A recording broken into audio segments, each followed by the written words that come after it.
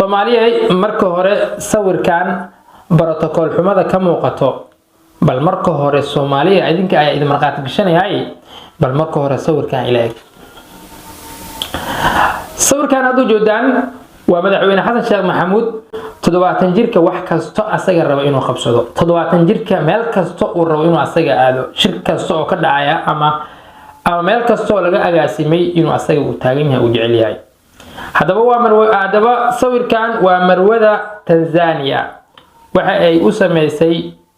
azuumad dawladda federaalka Soomaaliya Xasan Sheekh Maxamuud Tanzania ayuu joogaa waxa loo sameeyay azuumad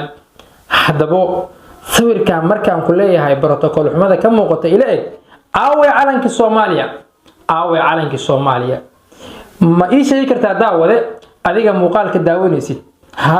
waa adiga muuqaalka daawanaysid ma u joodaa halkan mar kale ayaan ku soo celinayaa oo kaamiramanka alle ugu soo celi ma u joodaa oo halkan ma ka dhax aragtaa calanka Soomaaliya arag geeska waxa fadhiyo oo ugu horeeyo waa madaxweynaha Soomaaliya waxa ku soo xigo waa wasiirka arrimaha dibadda waxa ku soo xigo waa madaxa protocolka madaxweynaha waxa ku sii xigo waa safiirka u fadhiyo Tanzania hadaba intaas ay ka wada fadhiyaan xitaa madaxweynaha aan la fadhiisin kursi kale oo gooni ah sida marwada ay u fadhido geeskeeda kale inuu fadhiista ayuu ahaa madaxweynaha waxa loo bahdilay ama marwada Tanzania waxay u bahdishay madaxda dawladda si ay caalamka ay noola yaaban yihiin si ay caalamka ay inta badan ay noo arki jireen sida ay sawirka markii ay arkeen ay waxay noqotay wax inta badan maanta hadal hayn ka dhalatay social media hadaba daawade halka sida tooska noogu daawanaysaan waa barteena YouTube-ka Eman Official hadaba intaan u guda galin warbixintaas oo dhameystiran iyo sidoo kale madaxweynaha sida loo bahdilay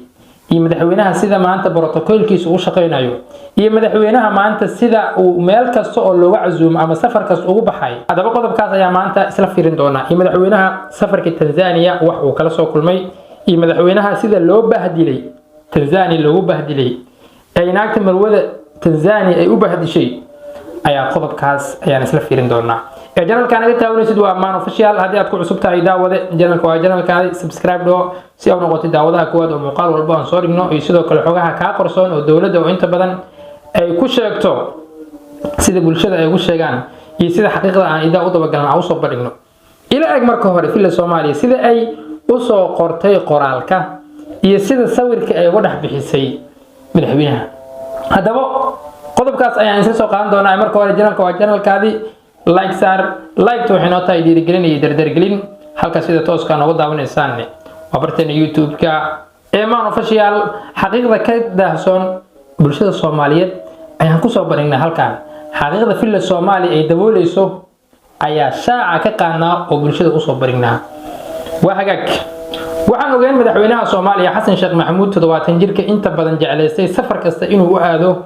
meesha uu asaga oo dakhliga uu ku ogyahay waxaan ogeyn madaxweynaha in uu safar degdeg ah uga baxay wadanka Tanzania oo loo casuumad u fidisay marwada Tanzania inta badan aan wada ognahay madaxweyne Xasan Sheekh Maxamuud in halkaas lagu bahdilay hadaba marka hore daawada aan ku xasuusiyo madaxa protocolka ama protocolka madaxweynaha shaqadiisa horta muxuu yahay waa maxay protocol cidaan ogeyn hadda ayaa si fiican u fahfaynaa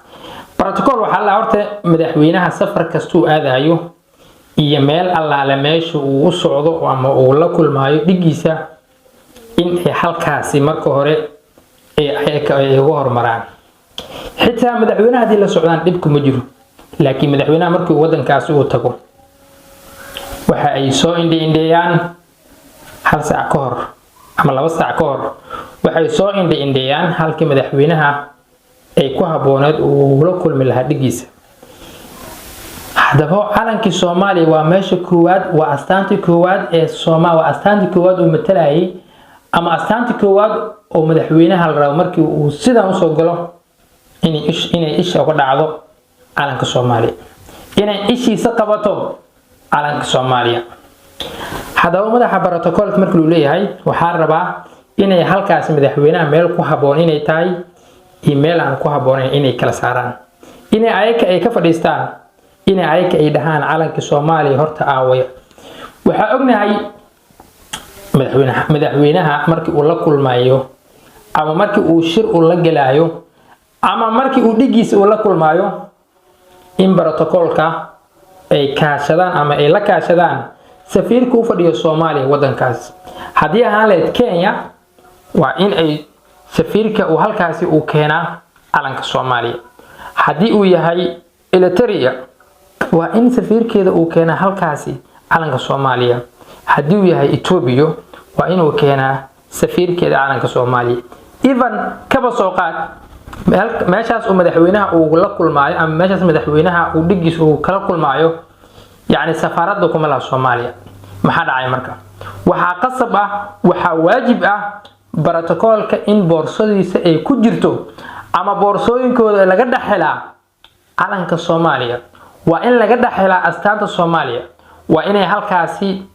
daqiiqadaha yar ee madaxweynaha uu la kulmay dhigiisa waa in halkaas la soo garab istaajiyaa calanka Soomaaliya astaantii madaxweynaha.